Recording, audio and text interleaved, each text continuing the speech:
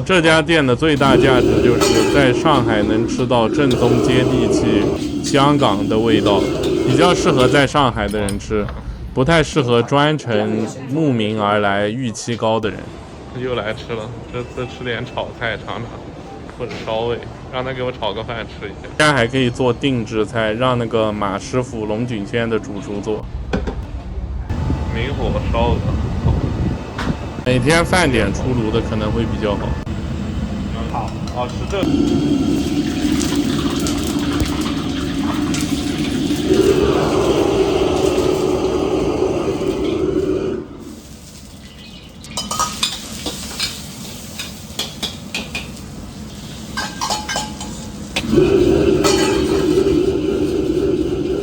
想做菜脯煎蛋的可以学起来了啊！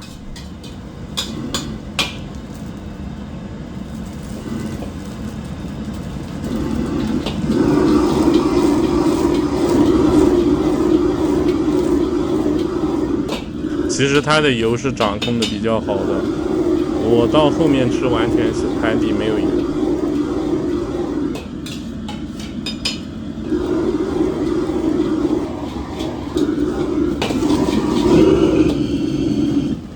会油腻，基本没什么油。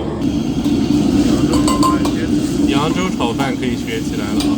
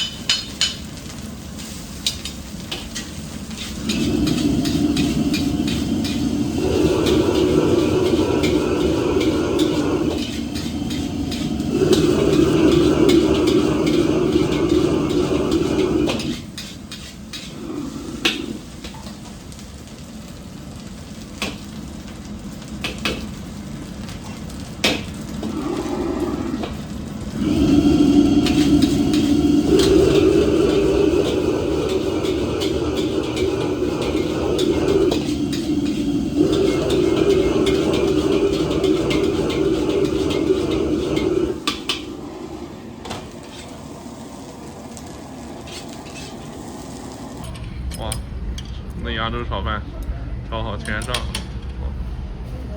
谢了啊！炒饭、鸡腿、烧鸡腿、烧鹅、卤水、拼盘、牛腩、菜脯煎蛋，尝一尝啊！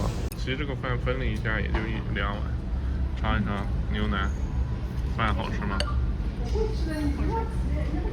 看看牛腩，我看网上说好吃，能吃啊？牛腩有点老，炒饭还可以，选个部位好点的。哎呀，它这是鲜牛肉做的，吃得出来。炒饭还可以，比较香，我觉得比那个扬州那个好吃一点。我比较喜欢吃广东的炒饭，扬州那个大师炒那个炒饭，主要它那个汤弄得有点不是太好吃，所以我更喜欢吃这种广式的炒饭。其他应该是冻虾吧，没什么味道，吃鹅腿。所以没啥腥味，但是它皮不够脆，皮没新荣记那个脆是吧？因为它这个是冷掉，但味道还是可以。它皮肯定没有新荣记那个专业，但是味道还行。他这次送了我个烤鸡腿，不是豉油鸡的鸡腿，就是单独烤的，有点像蜜汁叉烧的那种，还行吧。鸡腿没上次嫩，味道还行吧。它这个鸡腿有点像单独的，不像它那个鸡腿。菜谱煎蛋尝尝，上次那个什么99小子，99快餐那个肯定没法跟这比，价格也不一样。可以，一点都不油。这煎蛋就是一个一点油都没有的煎蛋，还比较香，吃的不腻，没负担。